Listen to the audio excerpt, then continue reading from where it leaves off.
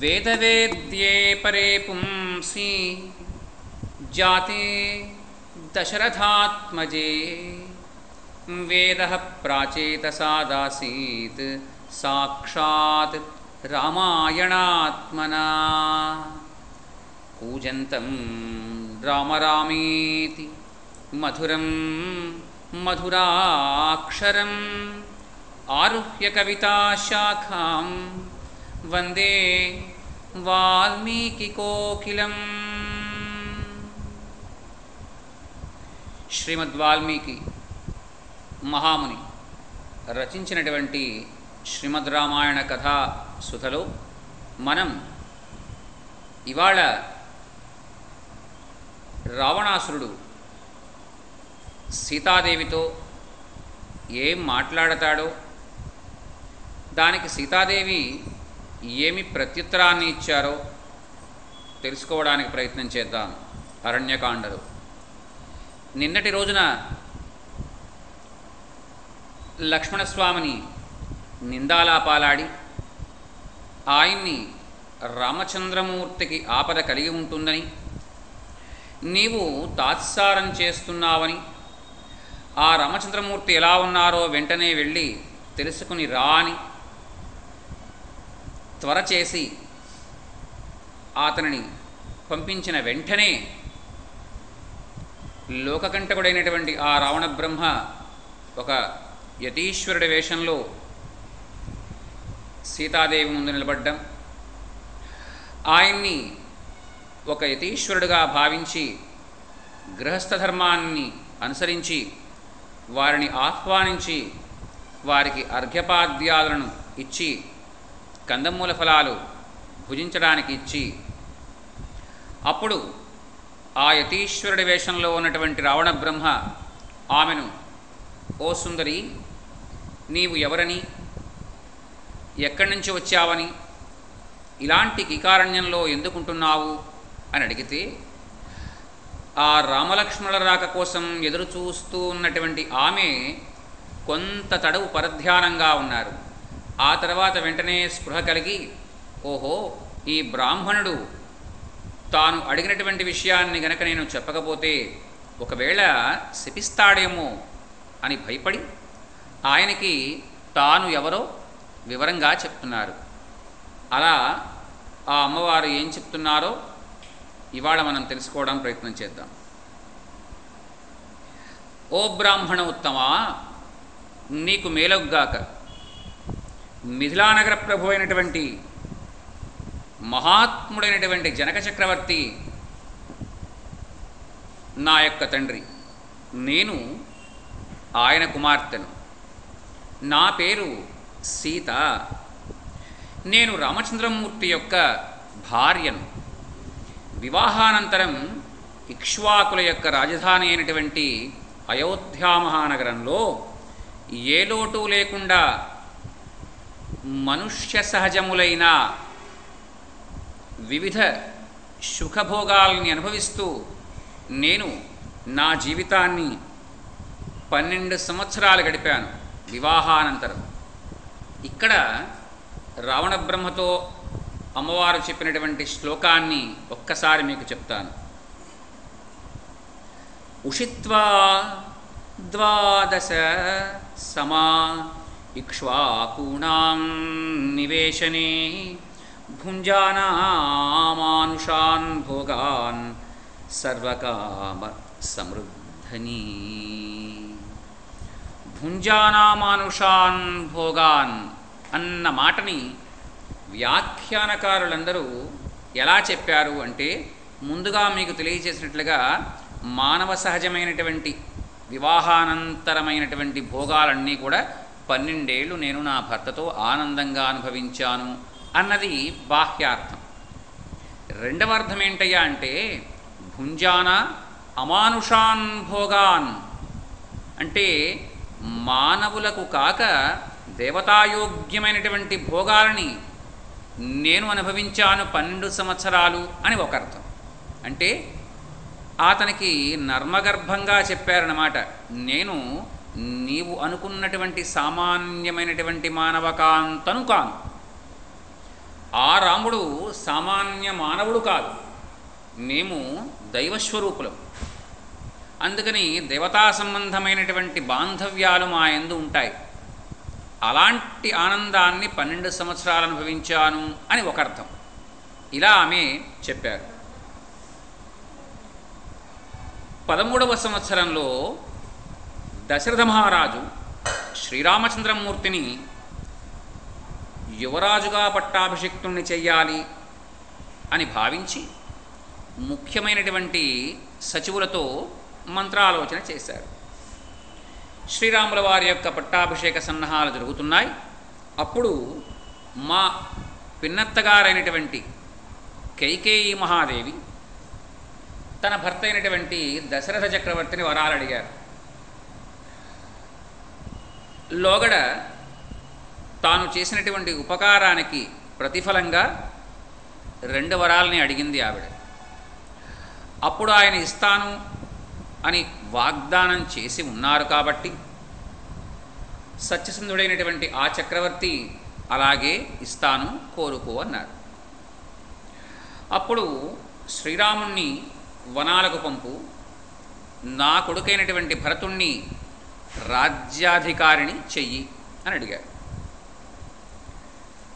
ఒకవేళ నీవు శ్రీరాముణ్ణి పట్టాభిషేకమే చేసి వనాలకు పంపకుండా అట్టిపెట్టినట్లయితే నేను అన్నం ముట్టను, నిద్రించను, ప్రాణం పొయ్యేంత వరకు కూడా ఉపవాస దీక్ష చేసి ప్రాణాలు పోగొట్టుకుంటాను అని శపథం చేసింది ఆవిడ. ఉదారుడైనటువంటి మా మామగారు నీవు కోరినటువంటి వరాలకు మారుగా అనేకానేకములైనటువంటి రత్నాభరణాలని లేక ఈ భూమండలం మీద తమ యొక్క అధికారం ఎంతవరకు ఉందో అంతవరకు ఉన్నటువంటి ప్రదేశాలలో ఏదైనా ఒక ప్రదేశాన్ని ఇలాంటివన్నీ కూడా కోరుకోమని చెప్పారు. కానీ మా అత్తగారు నాకు అవేమీ వద్దు, రాముని వనవాసం, భరతుని పట్టాభిషేకం అన్న మాట మీదే నిలబడి ఉంది ఆమె. ఇంకా రామచంద్రమూర్తి సకల సద్గుణాభిరాముడు అనే వాసికెక్కారు. అభిషేక సందర్భాన్ని పురస్కరించుకుని రామచంద్రమూర్తి దశరథుల వారిని చూడ్డానికి కైకేయి అంతఃపురానికి వచ్చారు. అప్పుడు ఆమె రామచంద్రమూర్తితో ఇలా అన్నారు, ఓ రామా, నీ తండ్రి గారు నా ముఖత చెప్పమన్నటువంటి మాటలు చెప్తున్నాను విను. నీవు నీకై నిర్దేశించబడినటువంటి యవ్వరాజ్య పట్టాభిషేకాన్ని భరతుడికి అప్పగించాలి. నీవు 14 సంవత్సరాలు వనవాసం చెయ్యాలి. ఇది మీ నాయనగారు నా నోట చెప్పమన్న మాట అని చెప్పారు. అప్పుడు ఆ రాముడు వనవాసాన్ని మహదానందంగా స్వీకరించాడు. స్వీకరించి, అమ్మా, రాముడు 2వ మాట మాట్లాడడు అంటే ఎందుకు చెయ్యాలి? నాకే రాజ్యం ఇస్తానన్నారు కదా, మళ్ళీ వాడికి ఇవ్వడం ఏంటి? ఇలాంటి మాటలు ఉండవు. రామో ద్విర్నాభిభాషతే, రాముడు 2వ రకంగా ఎప్పుడూ మాట్లాడు. మహాప్రసాదమమ్మా అని చెప్పి ఆ తల్లి చెప్పినటువంటి మాటని ఔదల దాల్చి వనాలకు వచ్చారు. ఓ బ్రాహ్మణుడా, రాముడంటే ఏంటో చెప్తాను విను. దద్యాన్న ప్రతిగృహీయాత్ సత్యం బ్రూయాన్న చానృతం ఏతద్బ్రాహ్మణ రామస్య ధ్రువం వ్రతమనుత్తమం. రాముడు అంటే ఏంటో ఇక్కడ సీతామ్మవారు చెప్పారు. ఇంతకంటే రాముడికి ప్రత్యేకంగా వివరణ అక్కర్లేదు. ఏంటయ్యా అంటే, ఒకరికి ఇచ్చిన దాన్ని తిరిగి స్వీకరించరాదు అన్నది రామచంద్రమూర్తి యొక్క ప్రధాన నియమం. అబద్ధం ఆడరాదు, సత్యమునే పలుకవలను. ఎట్టి పరిస్థితుల్లోనైనా సరే వీటిని పాటిస్తాను అని ఆయన వ్రతం పట్టారు. ఇంతకుముందు కూడా రామచంద్రమూర్తి ఏమన్నారో చెప్పాను. ఏమన్నారు? ఓ సీత, నిన్ను కానీ లక్ష్మణుణ్ణి కానీ నేను వదిలేయడానికి ఇష్టపడతాను, కానీ సత్యాన్ని ధర్మాన్ని మాత్రం తప్పడానికి నేను ఇష్టపడను అని చెప్పారు. అందువల్ల ఓ బ్రాహ్మణుడా, అలాంటి పరిస్థితుల్లో ఆ రాముడు తండ్రి మాట జవదాటకుండా వనాలకు బయలుదేరి వచ్చాడు. అతని తమ్ముడైనటువంటి లక్ష్మణుడు ఇద్దరు తల్లుల ముద్దల కొడుకు, అంటే కౌసల్యామహాదేవి సుమిత్రామహాదేవుల యొక్క గారాల పట్టి. అతడు మిగుల పరాక్రమశాలి, పురుషశ్రేష్ఠుడు, రణరంగంలో అరివీరుల్ని హతమార్చడంలో అందవేశన చెయ్యి. అతడు ఆ రామచంద్రమూర్తికి కుడిభుజం, ధర్మాత్ముడు, దృఢవ్రతుడు, ఏకైక ధానుష్కుడు. అతడు నావలే రామచంద్రమూర్తిని అనుసరించి ఈ వనాలకు వచ్చాడు. ధర్మనిరతుడైనటువంటి ఆ శ్రీరామచంద్రమూర్తి తాపసి వేషాన్ని ధరించి ఈ దండకారణ్య ప్రాంతంలో తిరుగుతున్నారు. ఓ బ్రాహ్మణోత్తమ, కైకేయీదేవి యొక్క తృప్తి కొరకై మేము ముగ్గురము కూడా రాజ్యాన్ని వదిలిపెట్టి ఈ కీకారణ్య ప్రదేశాల్లో బల సహాయంతో మసులుతున్నాం. ఈ పవిత్ర ప్రదేశంలో నీవు కొంత తడవు విశ్రాంతి తీసుకో. నా భర్త సమృద్ధిగా కందమూల ఫలాలు తీసుకుని వస్తూ ఉంటాడు. ఓ విప్రుడా, పూర్వాశ్రమంలో నీ పేరేమి, నీ గోత్రమేమి, ఏ ఊరివాడవు, ఒంటరిగా ఈ దండకారణ్యంలో సంచరిస్తూ ఉండడానికి కారణమేంటి అని అడిగారు సీతామహాదేవి ఆ యతీశ్వరుడి వేషంలో ఉన్నటువంటి రావణ బ్రహ్మని. రామధర్మపత్ని అయినటువంటి ఆ జగదేక ప్రభూత సీతామహాదేవి ఇలా అడిగితే, మహాబలశాలి రాక్షసులకు ప్రభువు అయినటువంటి ఆ రావణుడు ఒక్కసారిగా తన యొక్క మంద్రంగా అప్పటిదాకా అడిగినటువంటి గొంతు నుంచి అత్యంత కరకుగా ఉండేటువంటి గొంతుకు మార్చాడు తన యొక్క స్థాయిని. ఓ సీత, నా పేరు రావణుడు, నేను రాక్షసరాజును. దేవతలు, అసురులు, నాగులు మొదలగు సమస్త లోకాల వారు కూడా నాకు భయపడతారు. ఓ సుందరి, పట్టు వస్త్రాలు ధరించి మేలిమి బంగారు కాంతులతో తడుకులీనుతూ ఉన్నటువంటి నిన్ను చూసిన తర్వాత నాకు నా భార్యల మీద మనసు పోవడం లేదు. నేను దేవ, రాక్షస, గంధర్వ, పన్నగ, సిద్ధ, సాధ్య, గరుడ, కిన్నర, కింపురుషాది గణాలలో ఎంతోమందిని నా యొక్క భుజబల శౌర్యం చేత ఎత్తుకుని వచ్చాను స్త్రీలను. కానీ వారెవ్వరూ కూడా నీ కాలిగోటికి సరిపోరు. వాళ్ళందరికీ కూడా నిన్ను నాయకురాల్ని చేస్తాను, నా యొక్క పట్టమహిషిని చేస్తాను. ఇంకా సముద్ర మధ్యంలో ఉన్నటువంటి త్రికూటాచలం మీద విలసిల్లేటువంటి లంకామహానగరం నా యొక్క రాజధాని. ఓ సీత, ఆ లంకానగరంలో ఉన్నటువంటి ప్రమదావనంలో నీవు నాతో పాటుగా ఆనందంగా విహరించవచ్చు, ఆనందంగా క్రీడించవచ్చు. నీవు నా భార్యవైతే వివిధ రకాలైనటువంటి ఆభరణాలు, సకల లోకాల నుంచి కూడా ఏర్చి కూర్చి తెచ్చినటువంటి ఆభరణాలన్నీ కూడా నీ పాదాక్రాంతం చేస్తాను. ఇంకా వివిధ ఆభరణాలు ధరించినటువంటి ఎన్నో లోకాల నుంచి ఎత్తుకుని వచ్చినటువంటి దివ్యకాంతలందరూ కూడా నీ పాదాలకి దండం పెట్టి నీకు సపర్యలు చేస్తారు, అలా చేయిస్తాను అని చెప్పాడు. పరమపతివ్రత అయినటువంటి ఆ జానకీ మహాదేవి ఎప్పుడైతే ఆ రావణుడు తన యొక్క సహజ స్వభావాన్ని బయటపెట్టాడో అప్పుడు ఆమె చెప్తున్నారు. ఎలాంటి పోలికలు చెప్తారంటే ఆమె నిజంగా వాల్మీకి మహాముని మనకి ఈ రామాయణాన్ని చెప్పడం అందులో రామచంద్రమూర్తి యొక్క గొప్పతనాన్ని సీతామ్మవారి నోట మనం వినడం కంటే గొప్ప మహామంత్రం ఇంకోటి లేదు. ఈ శ్లోకాలని పట్టుకుని చదువుకున్నా సరే మనం తరిస్తాం. రామాయణం అక్కర్లేదు. ఇప్పుడు అమ్మవారు స్వయంగా రామచంద్రమూర్తిని వర్ణిస్తారు.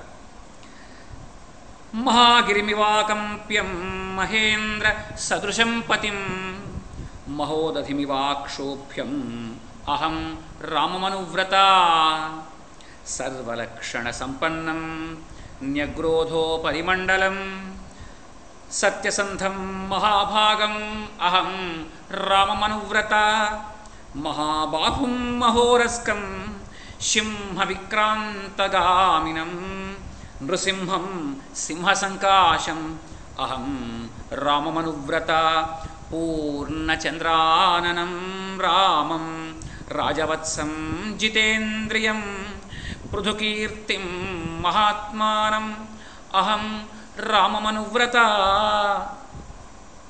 త్వం పునర్జంబుక సింహీం మామిచ్చసి సుదుర్లభాం నాహం శక్య త్వయా స్పృష్టుం ఆదిత్యస్య ప్రభాయథా పాదపాన్ కాంచనాన్ నూనం బహూన్ పశ్యసి మందభాక్ రాఘవస్య ప్రియాం భార్యాం యస్త్వమిచ్చసి రావణ క్షుదితస్య హి సింహస్య మృగశత్రోస్త్వరస్వినః ఆసీవిషస్య చ వదనాత్ దంష్ట్రామాం దాతుమిచ్చసి మందరం పర్వతశ్రేష్టం పాణినా హర్తుమిచ్చసి కాలకూటవిషం పీత్వా స్వస్తిమాన్ గంతుమిచ్చసి అక్షిసూచ్యా ప్రముజసి జిహ్వయా లేక్షి చక్షురం రాఘవస్య ప్రియాం భార్యాం యోదిగంతుం తర్తుమిచ్చసి అపజస్య శిలాం కంఠే సముద్రం తర్తుమిచ్చసి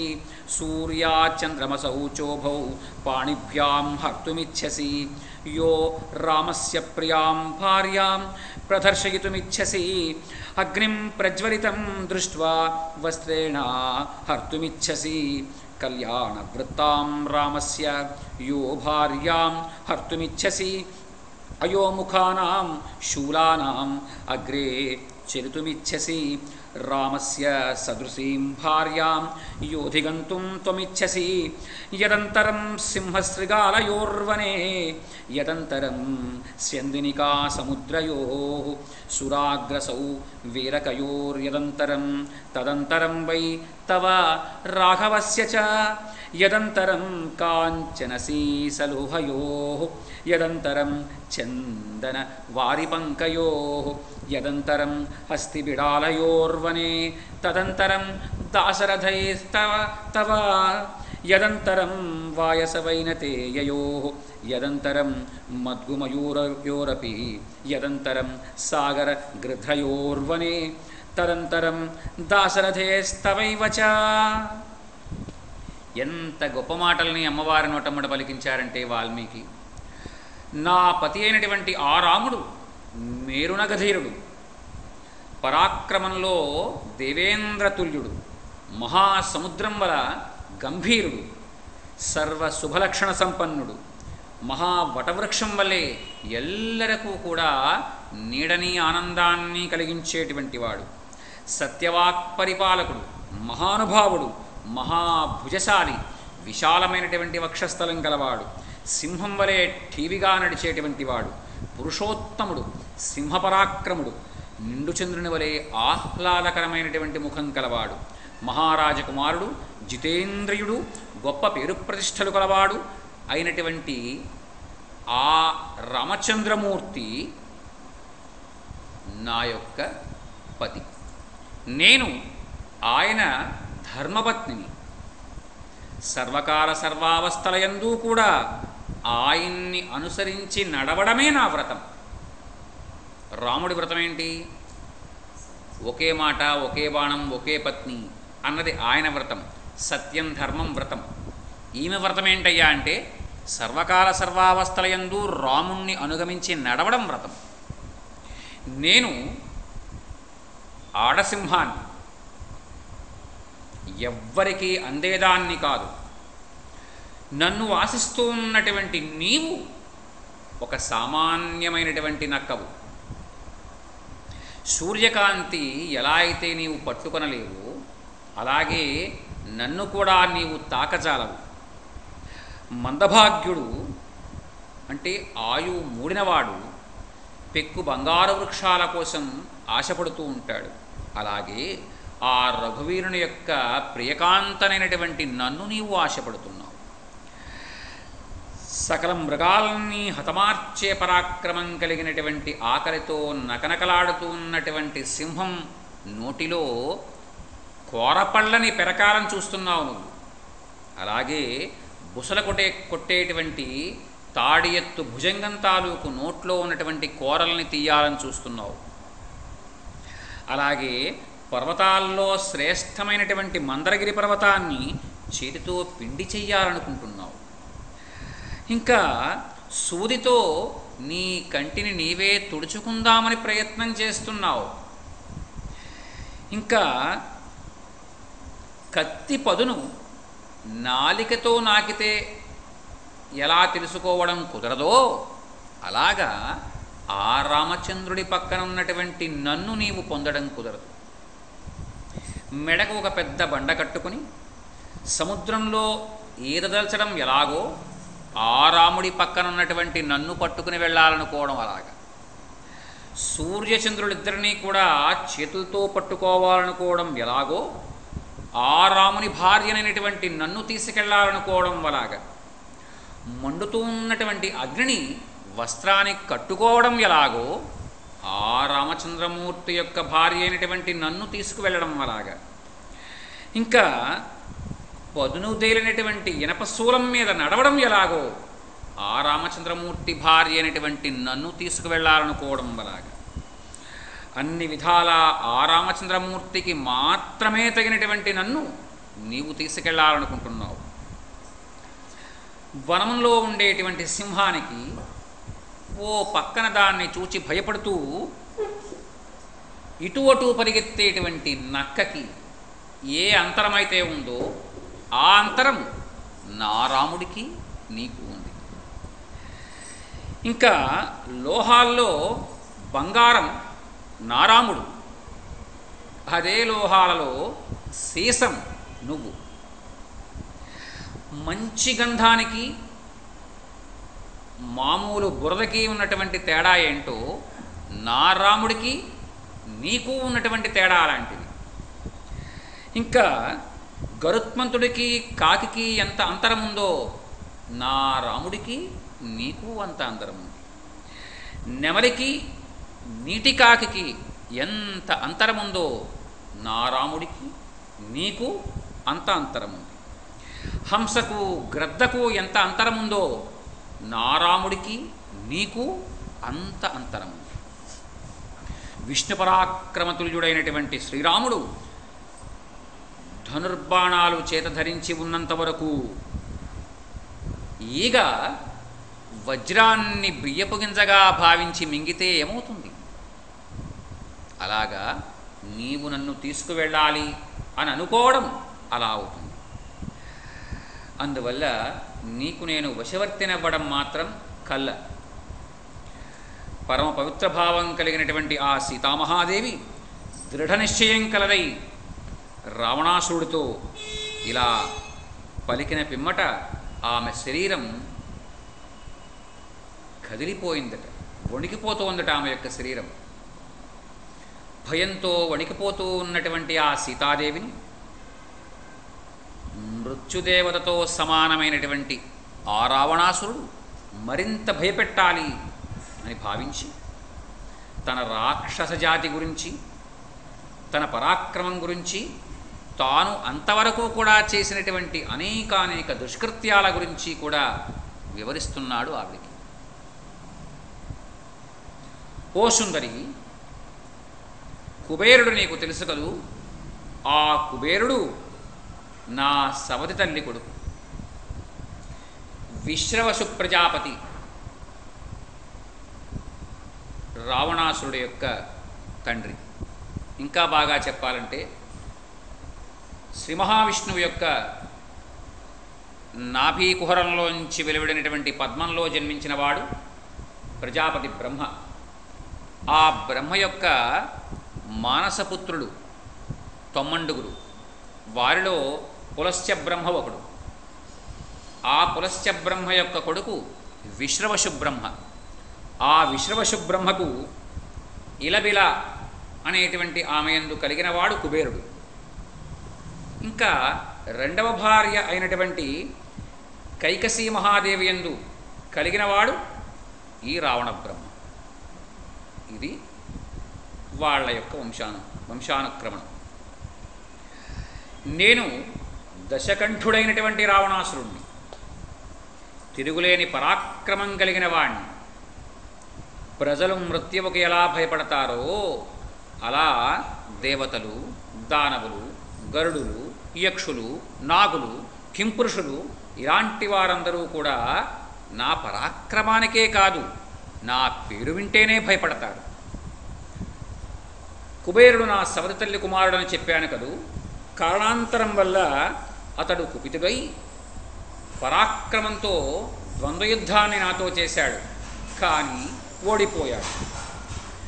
నాకు భయపడి సమస్త సంపదతో విరాజిల్లుతూ ఉన్నటువంటి తన రాజధాని అయినటువంటి అలకాపురిని వీడి పర్వతశ్రేష్టమైనటువంటి కైలాసానికి వెళ్ళాడు. అలా ఆ కుబేరుని యొక్క అజమాయిషీలో ఉన్నటువంటి పుష్పకము అనేటువంటి దివ్య విమానాన్ని నా పరాక్రమంతో సంపాదించాను. అది యజమాని యొక్క మనస్సును బట్టి ఎక్కడికి వెళ్ళాలో తెలుసుకుని వెళ్ళగలిగినటువంటి సమర్థత కలిగింది. నేను దాని మీదనే ఆకాశ మార్గంలో విహరిస్తూ ఉంటాను అన్ని లోకాలకు. ఓ మైథిలి, నేను కన్నులు ఎర్రజేసినంత మాత్రం చేత నన్ను చూచి ఇంద్రాది దేవతాగణాలందరూ కూడా పరుగులు తీస్తారు. నేనున్న చోట గాలి వేగంగా ప్రసరింపజేయడానికి కూడా వాయువు వెనకాడతాడు. సూర్యుడు నాకు భయపడి తన యొక్క వేడివేడి కిరణాలని శీతాకాలంలో ఉండేటువంటి మంద్రమైనటువంటి కిరణాలుగా ప్రసరింపజేస్తాడు. నేను మసలే ప్రదేశంలో చెట్లు కదలవు. చూసావా, ఒక్క చెట్టైనా ఇక్కడ కదులుతోందా? మృగాలు కదలవు. చూసావా, లేళ్లన్నీ కూడా మోర ఎత్తి నాకేసే చూస్తున్నాయి, ఒక్క అడుగు కూడా అవతలకు వేయకుండా. నదులు వేగంగా ప్రవహించవు. ఉత్తుంగతరంగ అయినటువంటి గోదావరి ఎంతటి తక్కువ స్థాయిలో వెళ్తోందో చూసావా. ఇలాగా ప్రకృతి అంతా కూడా ఈ దశకంఠరావణుని చూస్తే భయంతో తమ తమ స్థానాలని మర్చిపోతాయి. సముద్ర తీరంలో అపూర్వ శోభలతో ఉండేటువంటి లంకామహాపట్టణం నా రాజధాని. భయంకరుడైనటువంటి మహారాక్షస కోటికి అది నెలవు. ఇంద్రుని యొక్క రాజధాని అయినటువంటి అమరావతి మహానగరంలాగా ఈ లంకానగరం కూడా అత్యంత వైభవోపేతమైనది. ఓ జానకి, దానికి స్వర్ణలంక అని పేరు. సమస్తము కూడా బంగారంతోనే నిర్మించబడి ఉంటాయి. అక్కడ బంగారంతో నిర్మించబడినటువంటి కక్షలు, వైఢూర్యములు పొదిగినటువంటి సింహద్వారాలు, అది అత్యంత వైభవోపేతంగా ఉంటుంది లంకాపట్టణం. అక్కడ వృక్షాలన్నీ కూడా నా ఆజ్ఞకు లోబడి 6 ఋతువుల్లోనూ కూడా ఫలపుష్పాలనిస్తాయి. మామూలుగా వృక్షాలు ఆయా కాలాల్లో ఇస్తాయి. అంటే మామిడి చెట్లు మిగతా ప్రదేశంలో సంవత్సరానికి ఒకసారి ఇస్తాయి. కానీ రావణాసురుడి లంకలో 365 రోజులు పూత, 365 రోజులు కాయలు, 365 రోజులు పళ్ళు. అలా నా మాట మీరవు జానకి. ఓ రాజకుమార్తెవైనటువంటి ఓ సీత, నీవు నా యందు అనురక్తురాలవై ఉన్నట్లయితే మనుష్యుల కాంత యొక్క సాధారణమైనటువంటి ఈ నీచమైనటువంటి జీవితాల గురించి నీవు ఆలోచించు. మానవలోక భోగాలు, దివ్యలోక భోగాలు తేడా ఏంటో నీకు చూపిస్తాను. అల్పాయుష్కుడైనటువంటి ఆ రాముడు నీలాంటి జగదేక సుందరికి ఏ రకంగానూ సరిపోడు. దశరథుడు తన ప్రియపుత్రుడైనటువంటి భరతుడికి రాజ్యాభిషేకం చెయ్యాలని భావించి ఎందుకు పనికిరానివాడుగా వాసికెక్కినటువంటి ఆ రాముణ్ణి వనవాసం అనేటువంటి మిషతో బయటికి పంపించాడు. అది నీవు తెలుసుకోలేకపోయావు జానకి. రాజ్యభ్రష్టుడు అవ్వడం చేత కర్తవ్యాల ఎడల నిర్ణయశక్తి కోల్పోయాడు. విరక్తికి గురై శోకమగ్నుడయ్యాడు. అలాంటి రాముడితో నీకేం ప్రయోజనం? నేను సమస్త రాక్షస కోటికి ప్రభువుని. నీపై మరులు పెంచుకున్నాను, ఇక్కడికి వచ్చాను. కామ వికారాలకు లోనైనటువంటి నన్ను నీవు తిరస్కరింపరాదు. ఓ భయస్వరవరాలా, ఒకప్పుడు పురూరవ చక్రవర్తిని తన కాలితో తన్ని తిరస్కరించినటువంటి ఊర్వశి తిరిగి మరల అతని యొక్క కాళ్ల మీద పడి పెళ్లి చేసుకోమని అడగలేదా?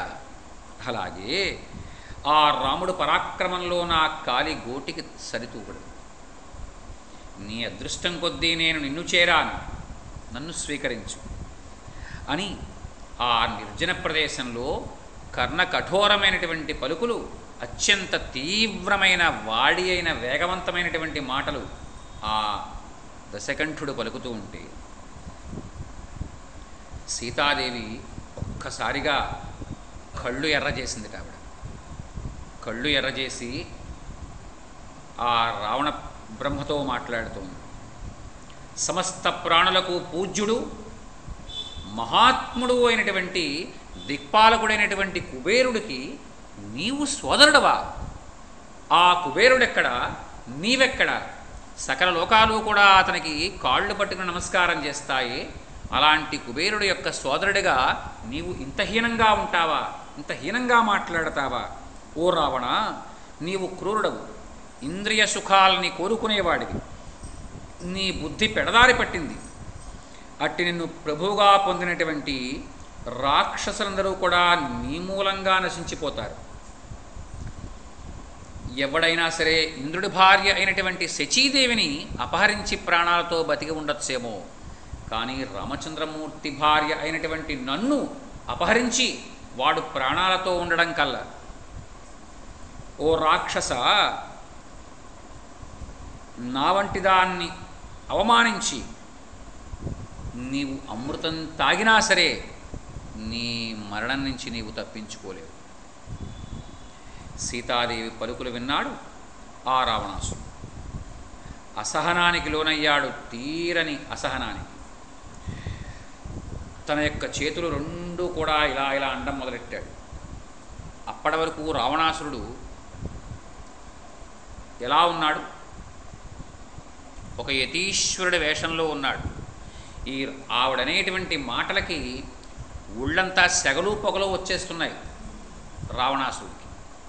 చేతులు రెండు నలపడం మొదలుపెట్టాడు. తన యొక్క మహాకాయాన్ని ఆ సీతామ్మవారి ముందు ప్రత్యక్షమయ్యేట్లా చేశాడు. ఎలాంటి మహాకాయం? మినుములు రాసిపోసినట్లుగా ఉండేటువంటి శరీరం, 10 తలకాయలు, 20 చేతులు, అత్యంత భీకరంగా ఉన్నటువంటి ఆ పెద్దదైనటువంటి మహాకాయాన్ని చూపించాడు. ఇలా పలికాడు, ఓ సీత, నీ పతివ్యామోహంలో పడి నా శౌర్య ధైర్య పరాక్రమాల గురించి ఇంతవరకు నేను చెప్పిందేది కూడా నీవు సరిగ్గా చెవిన పెట్టినట్టు లేదు.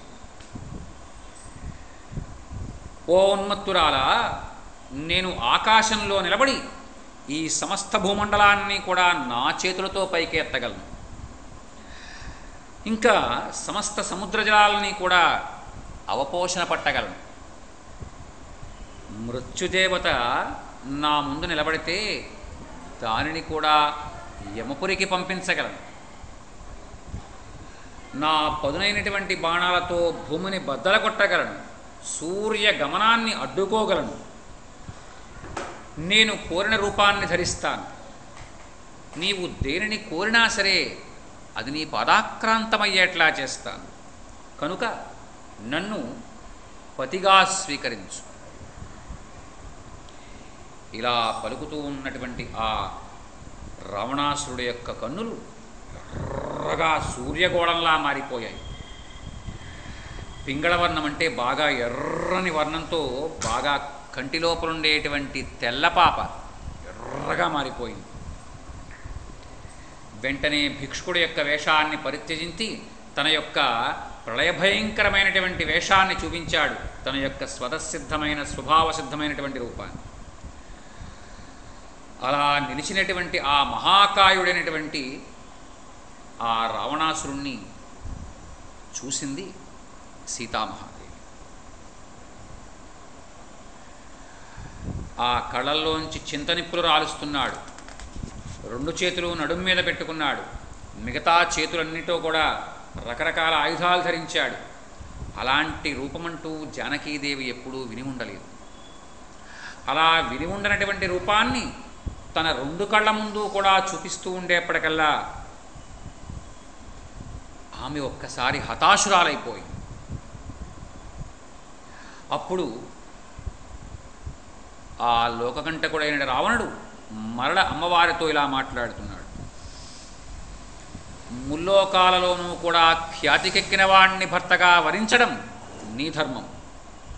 నీకు అన్ని విధాలా కూడా తగిన భర్తను నేనే. ఓ కళ్యాణి, కలకాలం నీవు నాతో ఉండిపోవచ్చు. నిన్ను సంతోషపరుస్తూ నీ యొక్క ప్రశంసలు నేను పొందుతాను. రామునిపై వ్యామోహాన్ని త్యజించు. మనుష్యమాత్రుడైనటువంటి ఆ రాముడు ఎంతో కాలం బ్రతకడు. నేను బుద్ధిమంతురాల్ని అని భావించుకునేటువంటి ఓ మూర్ఖురాలా, రాముడు ఎన్నటికీ కూడా పట్టాభిషిక్తుడు కాలేడు, పైగా రాజ్యభ్రష్టుడు కూడా అయ్యాడు. ఇంకా ఒక స్త్రీ ఏదో అడిగింది అని ఆ స్త్రీ అడిగినటువంటి కోరిక కారణంగా రాజ్యాన్ని బంధుమిత్రుల్ని కూడా వదిలిపెట్టి వనవాసానికి వచ్చినవాడు వాడు మగవాడా అన్నాడు రావణాసురుడు. దాంతో ఇలా మాట్లాడుతూ సముచితంగాను ధర్మబద్ధంగాను ఆ రావణాసురుడితో మాట్లాడుతూ ఉన్నటువంటి ఆ సీతామ్మవారి కేసి తన యొక్క ఎడమకాలు ముందుకు జరిపి చేతులు 2 కూడా ఆమెను పట్టుకోవడానికి ముందుకు చాపాడు. ఆకాశంలో బుధుడు రోహిణీ నక్షత్రాన్ని ఆచ్ఛాదన చేస్తే ఎలా ఉంటుందో అలాగా ఎడమ చేత్తో సీతామహాదేవి యొక్క వినీలమైనటువంటి కేశపాశాలు ఒడిసి పట్టుకున్నాడు. ఇలా ఆమె యొక్క పాదాల 2 కూడా కుడి చేత్తో పట్టుకున్నాడు. అంటే ఆ జుట్టు యొక్క మూల భాగం తల దగ్గర ఉన్నటువంటి ఆ కొప్పుని గట్టిగా పట్టుకున్నారు.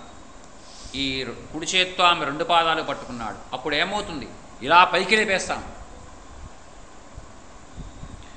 మృత్యుదేవతల వలె భయంకరుడు, నునుపుతేలినటువంటి వికృతమైనటువంటి కోరలు కలవాడు, మిక్కిలి భుజబలం కలవాడు, పర్వతం వలె మహాకాయం కలవాడు అయినటువంటి ఆ రావణాసురుడు యొక్క ఆ రూపాన్ని, అప్పటి రూపాన్ని చూచి సకల దేవతాగణాలు కూడా దిక్కులు పట్టి పారిపోయారు.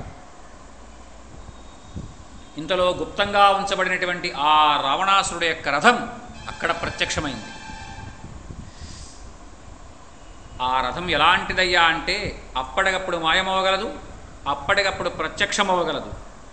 అద్భుతమైనటువంటి గుర్రాలన్నీ కూడా దానికి పూంచబడి ఉన్నాయి. అది సాగుతూ ఉంటే దాని యొక్క ధ్వని కర్ణకఠోరంగా ఉంటుంది. దాని యొక్క అంగాలన్నీ కూడా బంగారంతో చేయబడినవి. చక్రాల దగ్గర నుంచి, ఇరుసు దగ్గర నుంచి, కాడి దగ్గర నుంచి అన్నీ కూడా బంగారంతో చేయబడినవి. ఆ తర్వాత ఆ రావణాసురుడు తన యొక్క గొంతుని మరింత పెంచి రకరకాలైనటువంటి పురుషవాక్యాలతో సీతామ్మ వారిని భయపెడుతూ ఆమెను ఒడిలోకి తీసుకుని ఆ రథంపై ఉంచాడు.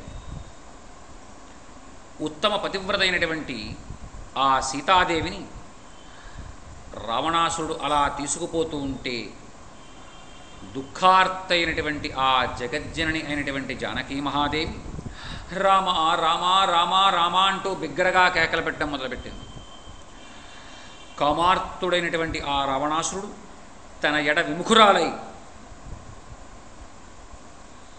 ఆడుపాములా విడిపించుకోవడానికి మెలికలు తిరుగుతూ ఉన్నటువంటి ఆ సీతాదేవిని పట్టుకుని రథంతో సహా ఆకాశ మార్గానికి ఎగిశాడు. అలా ఎత్తుకు వెళ్తూ ఉంటే నిస్పృహురాలై ఏం చెయ్యాలో తెలియక రామనామాన్ని బిగ్గరగా జపిస్తూ ఎవరైనా వినకపోతారా, ఎవరైనా రక్షించకపోతారా అని అటు ఇటు చూస్తూ ఆ రామచంద్రమూర్తి వారిని రామా రామా రామా రామా అంటూ పిలుస్తున్నారు.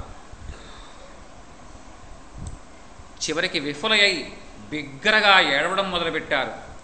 అప్పుడు అనుకున్నారట, హా లక్ష్మణ మహాబాహో గురుచిత్త ప్రసాదక హ్రియమాణాం న జానీషే రక్షసా మాం అమర్షిణా జీవితం సుఖమర్థాంశ్చ ధర్మహేతో పరిత్యజన్ హ్రియమాణాం అధర్మేణ మాం రాఘవ న పశ్యసి నను నామా వినీతానాం వినేతాసి పరంతప కథం ఏవం విధం పాపం నత్వం శాసి రావణం.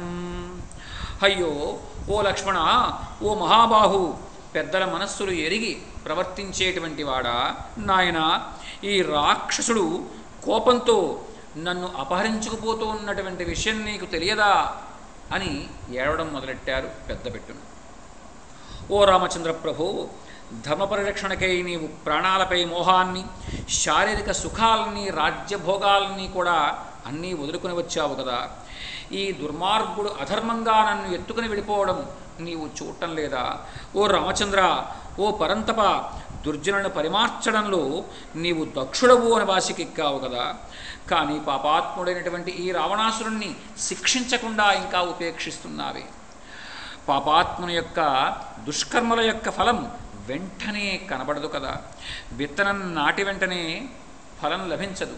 అలాగే దేనికైనా తగిన సమయం రావాలి. ఓ రావణ, నీవు ఆయువు తీరిన వాడవై ప్రాణాంతకమైనటువంటి ఘోరకృత్యానికి పాల్పడుతున్నావు. నీవు ఇడుమల పాలై రాముడి చేతిలో మరణించడం మాత్రం తథ్యం. అయ్యయ్యో, ధర్మాత్ముడైనటువంటి రామచంద్రమూర్తి యొక్క ధర్మపత్నినైనటువంటి నన్ను ఈ దురాత్ముడు తీసుకుని పోతున్నాడు. ఇప్పుడు కైకేయీదేవి ఆమె యొక్క ఆత్మబంధువుల యొక్క కోరిక సమూలంగా నెరవేరినట్టే. వారి యొక్క మనస్సులు ఇప్పటికి కుదుటపడి ఉంటాయి, మేము ఇంతటి అష్టకష్టాలకు లోనైతే అని భావించింది. అలా భావించిన తర్వాత కిందనున్నటువంటి చెట్లు కనబడ్డాయట ఆవిడికి. రథం మించి చూస్తే కింద చెట్లు కనబడ్డాయి. దండకారణ్యంలో బాగా పుష్పిస్తూ ఉన్నటువంటి ఓ గన్నేరు మొక్కల్లారా, రావణుడు సీతను అపహరించుకుపోతున్నాడు అని నా రాముడికి చెప్పండి. ఇలాంటి నా ప్రార్థన ఉన్నత శిఖరాలతో ఒప్పుతూ ఉన్నటువంటి పుష్పఫల సంపన్నమైనటువంటి ఓ ప్రశ్రవణగిరి, నీకు నా నమస్కారం. రావణాసురుడు సీతను అపహరించుకుపోతున్నాడు అని నా రాముడికి చెప్పండి. హంసలతో, బెగ్గురు పక్షులతో విలసులతో ఉన్నటువంటి ఓ గోదావరి మహానది, నీకు నమస్కారం చేస్తున్నాను. ఆ రావణుడు సీతను అపహరించుకుపోతున్నాడు అని నా రాముడికి చెప్పు. ఈ వనాల్లో ఉన్నటువంటి వివిధ వృక్షాలు, వనదేవతలు, వీరందరికీ కూడా ప్రాధేయపడుతూ చెప్పుకుంటున్నాను, ఈ రావణుడు నన్ను ఎత్తుకుని పోయాడని చెప్పి నా రాముడికి చెప్పండి. ఈ వనంలో ఆశ్రయించుకొని జీవిస్తూ ఉన్నటువంటి సకల పశు పక్షి సంతతి కూడా నా మొర వినండి. నా రాముడికి ఈ రావణాసురుడు నన్ను ఎత్తుకుని పోతున్నాడన్న విషయాన్ని, వర్తమానాన్ని చేరవేయడండి. ఓ రామా, నీకు ప్రాణాల కంటే మిన్నైనది, నీకు అత్యంత ప్రేమపాత్రురాలు అయినటువంటి ఈ సీతని ఈ రావణాసురుడు, ఈ దుర్మార్గుడు ఎత్తుకుని పోతున్నాడు అని నిస్సహాయ స్థితిలో ఉన్నటువంటి నన్ను రక్షించు.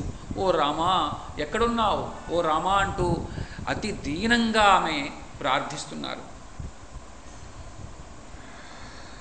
శ్రీరాముడు మహాభుజశాలి. ఒకవేళ ఏ లోకంలో నన్ను దాచిపెట్టినా సరే ఆ రాముడు తన యొక్క దివ్యమైనటువంటి కోదండ కార్ముకం యొక్క గొప్పతనం వల్ల నన్ను తిరిగి మరల తెచ్చుకుంటాడు అని దయనీయమైనటువంటి హృదయ విదారకమైనటువంటి రోదనలో అమ్మవారు మునిగిపోయారు. రావణాసురుడు యొక్క నిర్బంధంలో భయగ్రస్త అయినటువంటి ఆ సుందరి అక్కడ ఉన్నటువంటి ఒక బ్రహ్మాండమైనటువంటి విశాలమైనటువంటి బూరుగు చెట్టు మీద ఉన్నటువంటి జటాయువుని చూసింది. అమ్మయ్యా, జటాయువన్నా కనపడింది నా ప్రాణానికి అనుకున్నారట సీతామహాదేవి. జటాయో పశ్యామాం మార్య హ్రియమాణాం అనాథవత్ అనేన రాక్షసేంద్రేణ కరుణం పాపకర్మణా నైష వారయితుం శక్యః తవ క్రూరో నిశాచరః సత్వవాన్ చితకాశీ చ సాయుధశ్చైవ దుర్మతిః రామాయ తు యథా తత్వం జటాయో హరణం మమ లక్ష్మణాయ చ తత్సర్వం ఆఖ్యాతవ్యం అశేషతః. ఓ పూజ్యుడైనటువంటి జటాయు, నీకు నమస్కారం. పాపకర్ముడైనటువంటి ఈ రాక్షసరాజు ఒక దిక్కులేని దానిలా నన్ను అపహరించుకుపోతున్నాడు. దయచూడు. ఈ నిశాచరుడు క్రూరుడు, బలశాలి, విజయగర్వంతో ఉన్నవాడు, సాయుధుడు, పైగా దురాత్ముడు. అలాంటి ఇతరుని నీవు ఎదుర్కోవడం నీకు అశక్యం, నీ వల్ల కాదు. ఎందుకంటే ఇతడు వయస్సులో ఉన్నాడు, నీవు పరమ వృద్ధుడవు, నీవు ఎదుర్కోలేవు. కానీ ఇతడు నన్ను అపహరించుకుపోతూ ఉన్నటువంటి విషయాన్ని మాత్రం రామలక్ష్మణులు ఇరువురికి కూడా నీవు చెప్పవయ్యా, పూసగుచ్చినట్లుగా చెప్పవయ్యా. ఓ జటాయు, రాముడికి చెప్పవయ్యా, ఈ రావణాసురుడు నన్ను అపహరించుకుపోతున్నాడన్న సంగతి. అప్పుడే జోగుతూ ఉందట నిద్రలో జటాయువు. ఒక్కసారి సీతామ్మవారి యొక్క ఈ ఆర్తనాదం విని ఒక్కసారి తన యొక్క శరీరానంతటినీ కూడా విదిలించింది. ఎక్కడి నుంచి వస్తోంది ఈ ఆర్తనాదం అని తన యొక్క చూపుని సుదూర ప్రాంతాలకు చూపించింది. చూపేప్పటికల్లా ఆకాశ మార్గంలో వెళ్తూ ఉన్నటువంటి ఒక బ్రహ్మాండమైన రథం, ఆ రథం మీద ఒక రాక్షసుడు, ఆ రాక్షసుని చేతిలో పెనుగులాడుతూ ఉన్నటువంటి ఒక స్త్రీ. ఆ తర్వాత అమ్మవారి యొక్క ఆర్తనాదాలన్నీ కూడా జటాయు కనబడ్డాయి. పర్వత శిఖరంలా ఉన్నటువంటి ఆ జటాయువు ఒక్కసారిగా ఆ బూరుగు చెట్టు మీద నుంచి తన యొక్క విశాలమైనటువంటి రెక్కల్ని పూర్తిగా చాచి ఒక్కసారి రెండు రెక్కలు ఆడించాడు. ఆడించడం ఏంటి? చాలా ఎత్తు, అనంతమైనటువంటి ఎత్తుకి ఆకాశంలోకి లేచాడు. ఒక్కసారి ఆ దశగ్రీవుడైనటువంటి ఆ దశకంఠ రావణుడికి ఎదురు వెళ్ళాడు. ఆ రావణాసురుడి యొక్క రథాన్ని ఒక్కసారి తన యొక్క వికృతమైనటువంటి స్వరంతో హుంకరించి ఆ రథం ఆగేట్లా చేశాడు. ఆ రథం ముందు నిలబడి తన యొక్క విశాలమైనటువంటి రెక్కలను అలా అల్లారుస్తూనే ఆ రావణాసురుడితో మాట్లాడుతున్నాడు మహానుభావుడైనటువంటి జటాయువు. ఓ దశగ్రీవా, నా పేరు జటాయువు. సనాతన ధర్మాన్ని పాటించేవాడు, భగవంతుణ్ణి నమ్మినవాడను, శ్రీరామచంద్రమూర్తి యొక్క సేవకుడను. నేను మహాబలశాలిని. శ్రీరాముడు దశరథ చక్రవర్తి యొక్క కుమారుడు, సర్వలోకాలకి ప్రభువు, మహేంద్ర వరుణ కుబేర యములతో సమానమైనవాడు, సకల ప్రాణులకి హితాన్ని కూర్చేవాడు. నీవు అపహరించుకుపోతున్నటువంటి ఈ స్త్రీ రామచంద్రమూర్తి యొక్క ధర్మపత్ని. ఈ సుందరి పరమ పతివ్రతా శిరోమణి. ఓ బలశాలి, ధర్మభక్తుడైనటువంటి రాజు పరసతుల్ని ఎలా స్పృశిస్తాడయ్యా? మీదుమిక్కిలి రాజపత్నుల్ని తప్పకుండా రక్షించాలి అన్నటువంటి ధర్మం ఒకటి ఉంది కదా, అది నీవు ఎరుగవా? సద్బ్రాహ్మణ వంశంలో జన్మించావని చెప్పి విన్నానే. నీచమైనటువంటి పరదారాభిలాష నుంచి నీ యొక్క బుద్ధి మరల్చు. ఇతరులు నిందించేటువంటి కృత్యాన్ని ధీరుడైన వాడు ఎన్నడూ చేయరాదయ్యా. వివేకం కలవాడు తన భార్యను ఎలా అయితే రక్షించుకుంటాడో అలాగే పరుల యొక్క భార్యల్ని కూడా కాపాడాలి. శాస్త్రోక్తములైనటువంటి మార్గాల్ని రాజులు ఆచరించాలి. ధర్మార్థకామాలని సరిసమానంగా ఆచరించాలి. వాటికి విరుద్ధంగా ఎప్పుడూ నడుచుకోరాదు. కనుక నీలాంటి వాడు ఇలాంటి అకార్యాలకి పాల్పడరాదు అని ఎప్పుడైతే ఆ జటాయువు ఇలాంటి ధర్మోపదేశాలు చేస్తున్నాడు, అప్పుడు ఆ దశగ్రీవుడు పరమరోషంతో ఆ జటాయువుకేసి తన యొక్క 10 తలల యందు ఉన్నటువంటి కళ్ళతో, ఎర్ర జీరలతో ఉన్నటువంటి కళ్ళతో చాలా క్రోధంగా చూశాడు. అయినా సరే జటాయువులో ఏమాత్రం చలనం లేదు. తన యొక్క విశాలమైనటువంటి ఆ రెక్కల్ని అలా అల్లారుస్తూనే ఆ రథాన్ని ఒక్క అడుగు కూడా ముందుకైనివ్వడం లేదు. మళ్ళా ఆ రావణాసురుడికి నీతిబోధ చేస్తోంది ఆ జటాయువు. ఓ రావణ, ఈ జనస్థానంలో ఉన్నటువంటి ఖరదూషణ త్రిశిరాదులు 14,000 మంది రాక్షసుల్ని కూడా రాముడు చంపాడు అన్న నెపంతో ఈమెని తీసుకువెళ్తున్నావా? అందులో రామచంద్రమూర్తి యొక్క తప్పు కించిన్మాత్రం లేదు. వాళ్ళు వచ్చి రామచంద్రమూర్తిని యుద్ధానికి కవ్విస్తే వీరుడు కాబట్టి యుద్ధం చేశాడు. ఆ యుద్ధంలో వాళ్ళు విగతజీవులయ్యారు. ఆ నెపంతో నీవు ఈమెని అపహరించడం నీలాంటి వాడికి పాడి కాదయ్యా. సీతాదేవిని విడిచిపెట్టు. లేని పక్షంలో ఇంద్రుని యొక్క వజ్రాయుధం ఎలా అయితే వృత్రాసురుణ్ణి సంహరించిందో అలా రామబాణాల యొక్క వేడికి నీవు అగ్నిలో పడ్డ మిడతల్లా మాడిపోతావు. ఓ సౌమ్యుడా, ముయ్యగలిగినటువంటి బరువు మాత్రమే భుజాలకెత్తుకోవాలి. మించిన బరువు గనక ఎత్తుకున్నావో అది ఎత్తుకున్నవాడిని కృంగదీస్తుంది. అలాగే ఎవరైనా జీర్ణమయ్యేటువంటి ఆహారాన్ని తినాలి, జీర్ణం కానటువంటి ఆహారాన్ని తినడానికి ప్రయత్నించకూడదు. ఇప్పుడు నీవు ఈ సీతను తీసుకువెళ్ళడం ఆ 2 పనులు చేసినట్లే.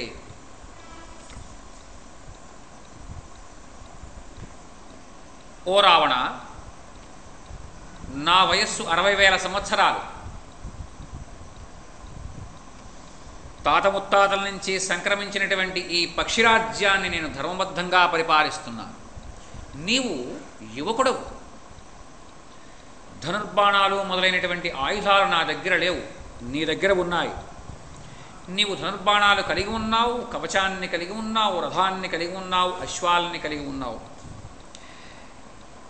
అయినా సరే నీవు ఇక్కడి నుంచి నన్ను దాటి వెళ్ళగలను అని నీవు భావిస్తున్నావేమో. ఈ వృద్ధుడైనటువంటి ఈ పక్షిని అన్నేం చేస్తుందనుకుంటున్నావేమో. వేదం పరమప్రామాణ్యమైనటువంటిది. న్యాయసమ్మతములైనటువంటి హేతువులకు దాని ప్రామాణ్యం ధృవీకరించబడింది. వేదాలని ఎవరూ నిరాకరింపజాలరు.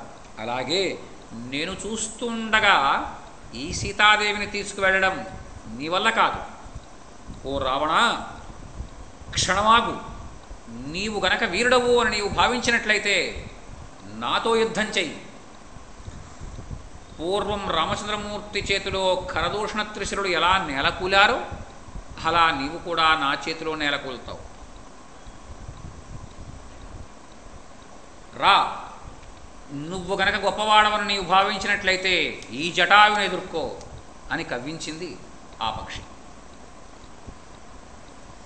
దశరథ మహారాజు నాకు ప్రాణస్నేహితుడయ్యా. ఆ రామచంద్రమూర్తి నాకు ప్రభు. ఆ మహాత్ముల ఇరువురికి కూడా నా ప్రాణాలు అర్పించైనా సరే ప్రియాన్ని చేస్తాను. ఓ దశగ్రీవ, ఒక్క క్షణకాలం నీవు నిలువు, నీ ప్రాణాలు నీ బొందిలో లేకుండా చేస్తా అన్నాడు. ఎప్పుడైతే ధర్మబద్ధంగా మాట్లాడుతున్నాడో జటాయువు, రావణాసురుడి ఒడలంతా కంపించింది. మంచి మాటలు వినడానికి దుర్మార్గమైనటువంటి మనస్తత్వం కలిగిన వాళ్ళకి అవి చేదుగాను, పరమ నీచంగాను, వినకూడనటువంటి మాటలు విన్నట్టుగాను అనిపిస్తాయట. అలా ఒళ్ళంతా కంపించిపోతోంది రావణాసురుడు. కోపంతో కళ్ళు ఎగరచేస్తూ ఆ రథాన్ని ఆకాశ మార్గంలోనే అట్టిపెట్టి ఒక్కసారి బయటికి దూకాడు రావణాసురుడు ఆ జటాయువుతో యుద్ధం చేయడానికి. ఆ దండకారణ్యంలో ఆకాశ మార్గంలో ఒకరినొకరు దెబ్బతీసుకోవడం కోసం తలపడుతున్నారు ఈ జటాయువు రావణాసురుడు కూడా. 2 మహాపర్వతాలు ఒకదాన్ని ఒకటి గుద్దుకుంటే ఎలా ఉంటుందో అలా ఇరువురు కూడా తమ యొక్క వెన్నుదీయినటువంటి ప్రతాపాన్ని, శౌర్యాన్ని చూపిస్తున్నారు అక్కడ. మహాబలశాలైనటువంటి ఆ రావణుడు భయంకరాలైనటువంటి పదునైనటువంటి ములుకులు కలిగినటువంటి బాణాలని, ఇంకా అంకుశాల్లో ఉండేటువంటి బాణాలని కూడా ఆ జటాయువు మీద కురిపించాడు. కానీ బాణాలు తనకి చాలా దూరంలో ఉండగానే ఆ రెక్కలు 2 కూడా ఇలా ముందుకు తెచ్చి ఇలా వెనక్కి వెళ్తే ఆ బాణాలన్నీ కూడా తిరిగి వెళ్ళి రావణాసురుడిని కొట్టాయి.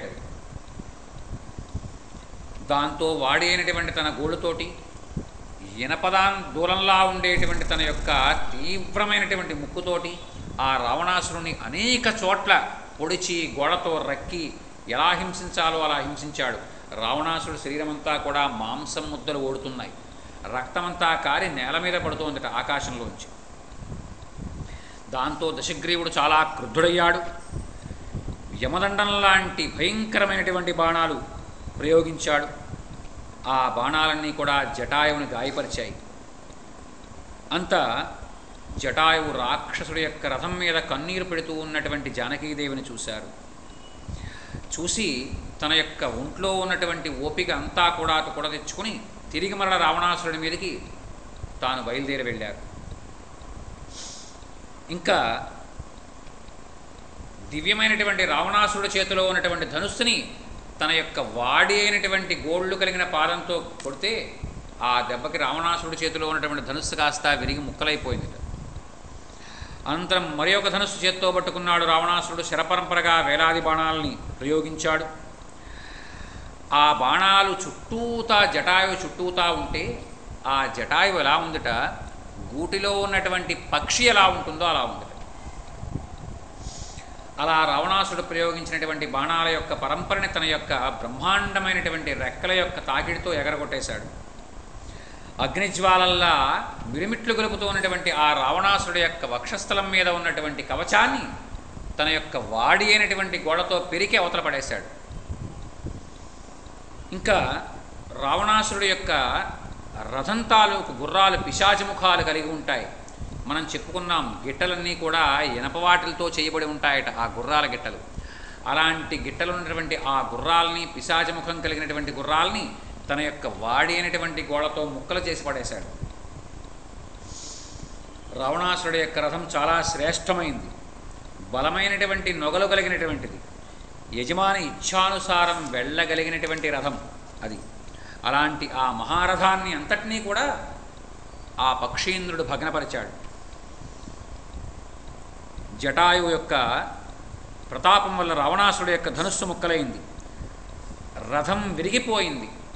వైదేహి జారిపోతూ ఉంటే వెంటనే రావణాసురుడు వైదేహిని పట్టుకుని నేల మీద తీసుకొచ్చి కూర్చోబెట్టాడు. అశ్వాలు చనిపోయినాయి. ఆ రథాన్ని నడిపేటువంటి సారథి చనిపోయాడు జటాయువు ప్రభావానికి. ఎప్పుడైతే రావణాసురుడికి ఇలాంటి భంగపాటు జరిగిందో ఆ నేల మీద చుట్టూతా ఉన్నటువంటి మృగాలు, చెట్లు, పుట్టలు, ఆ పుట్టల్లో ఉన్నటువంటి పాములు, చుట్టుపక్కల ఉన్నటువంటి ప్రాంతాల్లో సెలయేళ్ళు, ఆ సెలయేళ్లలో ఉన్నటువంటి చేపలు, కారండవాలు, చక్రవాకాలు ఇవన్నీ కూడా ఎక్కడ లేనటువంటి ఆనందాన్ని అనుభవించాయి. ఎందుకని? ఇప్పటి వరకు రావణాసురుడిని అలా ఎదిరించిన వాడు ఎవడూ లేడు వాటికి తెలిసి. ఆహా, ఇన్నాళ్ళకు కదా రావణాసురుని ఎదిరించేవాడు ఒకడు వచ్చాడు అనుకున్నాయట.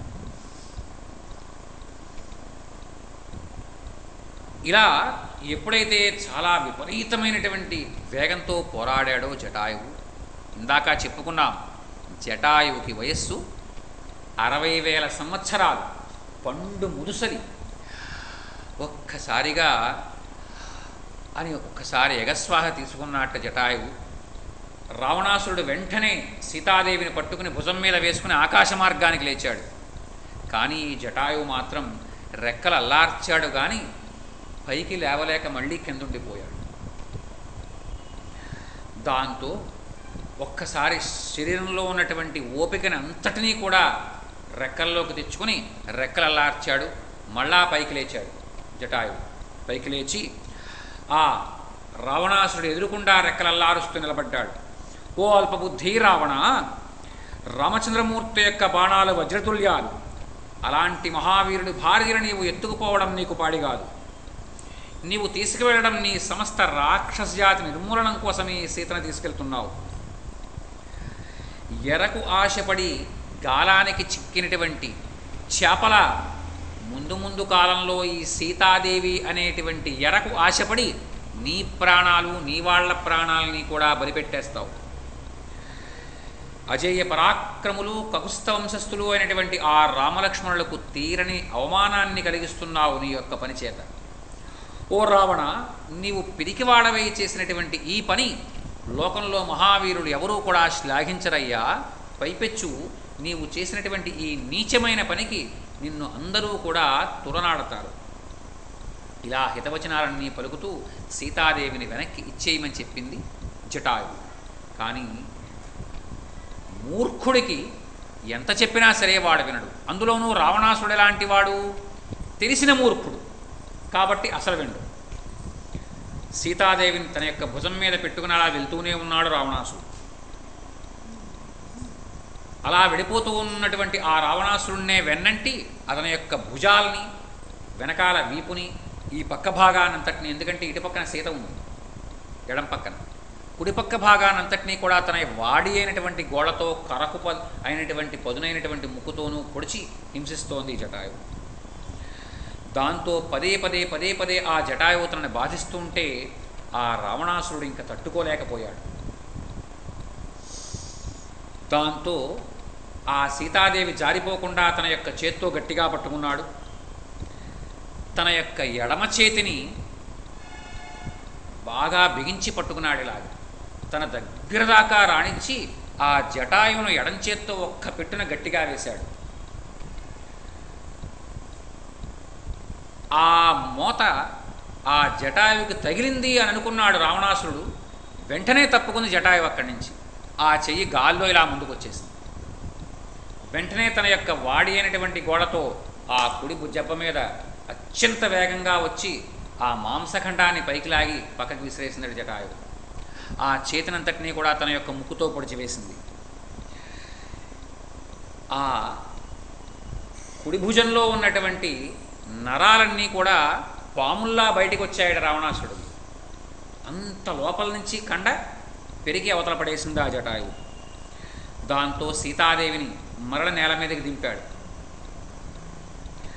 ఆ జటాయువుని తన యొక్క రెండు చేతులతోనూ దాని యొక్క రెక్కల్ని పట్టుకున్నాడు. పిడికిళ్లతో పొడిచాడు, కాలుతో తన్నాడు.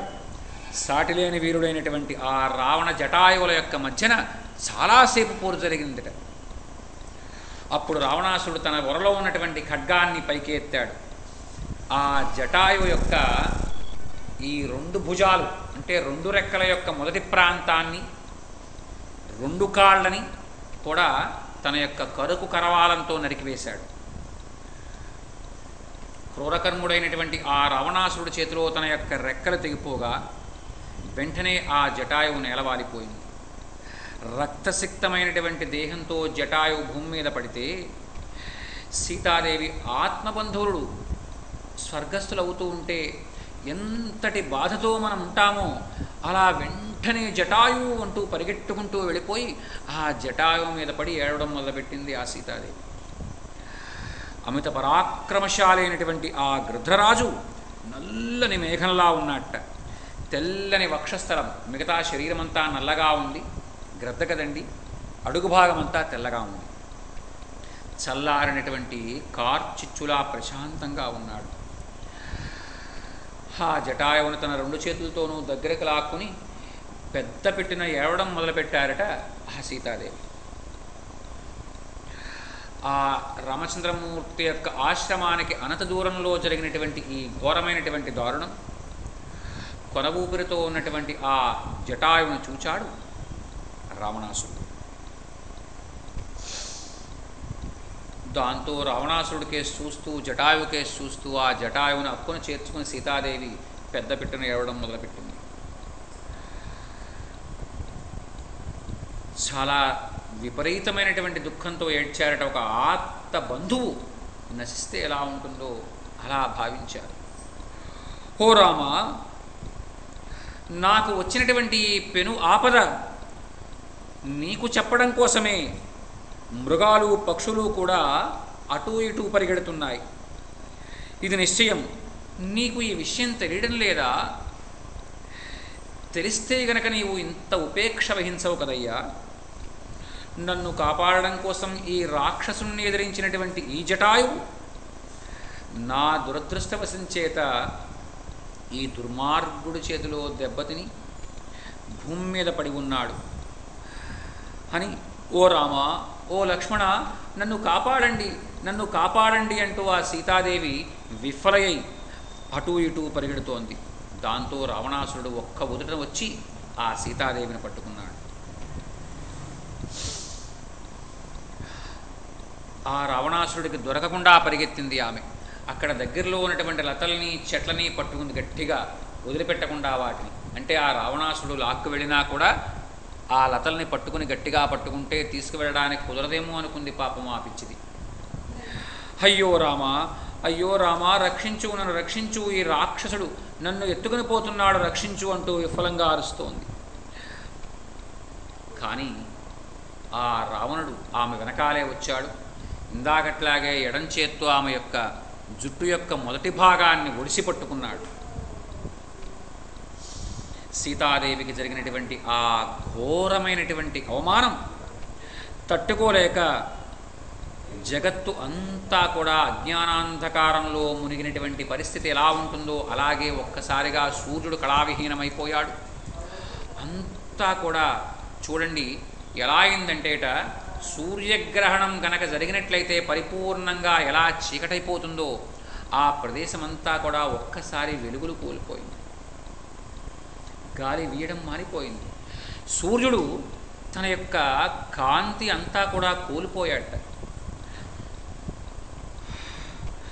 ఎప్పుడైతే రావణాసురుడు సీతామ్మవారిని ఇందాకట్లాగే తన యొక్క ఎడం చేత్తో ఆమె యొక్క కుదుళ్ళు పట్టుకుని, కుడి చేత్తో ఆమె యొక్క రెండు పాదాలని కూడా పట్టుకుని ఎత్తుకుని భుజం మీద వేసుకుని వెళ్తుంటే బ్రహ్మదేవుడు ఒక్కసారి చెలించాట. అక్కడ సత్యలోకంలో కళ్ళు మూసుకున్నాడు. కళ్ళు మూసుకున్న తర్వాత ఆయన యొక్క కళ్ళ ముందు కనబడుతోంది సీతాదేవిని ఆ రావణ బ్రహ్మ ఎత్తుకుని వెళ్ళడం. ఓహో, శ్రీ మహావిష్ణువు లోగడ దేవతలకిచ్చినటువంటి వాగ్దానాన్ని ఇప్పుడు నెరవేరుస్తున్నాడన్నమాట అని భావించాట బ్రహ్మదేవుడు. దండకారణ్యంలో నివసించేటువంటి సకల మునిమండలి కూడా సీతాపహరణాన్ని చూచి అత్యంత దుఃఖంలో మునిగిపోయారు. ఈ నెపంతోనైనా సరే ఆ లోకకంటకుడైనటువంటి రావణాసురుడు యొక్క దుర్మరణం మనమందరము కూడా చూస్తాం కదా. మనందరికీ కూడా ఆ రావణాసురుడు యొక్క క్రౌర్యం నుంచి నివృత్తి కలుగుతుంది కదా అని భావించారు. రామ రామ, లక్ష్మణ లక్ష్మణ, రక్షించు రక్షించు అనేటువంటి ఆర్తనాదాలు ఆ ఆకాశ మార్గాన వెళ్తూ ఉన్నటువంటి సీతాదేవి నోట అలా వస్తూనే ఉన్నాయి. ఆ చుట్టుపక్కల ప్రాంతాలన్నీ కూడా ప్రతిధ్వనిస్తూనే ఉన్నాయి ఆ రామ లక్ష్మణ అనేటువంటి సీతామ్మవారి యొక్క ఆర్తనాదం చేత. అలా ఆ రావణాసురుడు సీతాదేవిని ఆకాశ మార్గాన లంకానగరం కేసి తీసుకువెళ్తూ ఉన్నాడు. ఏం జరిగిందో రేపటి రోజున తెలుసుకుందాం. హరి ఓం తత్సత్.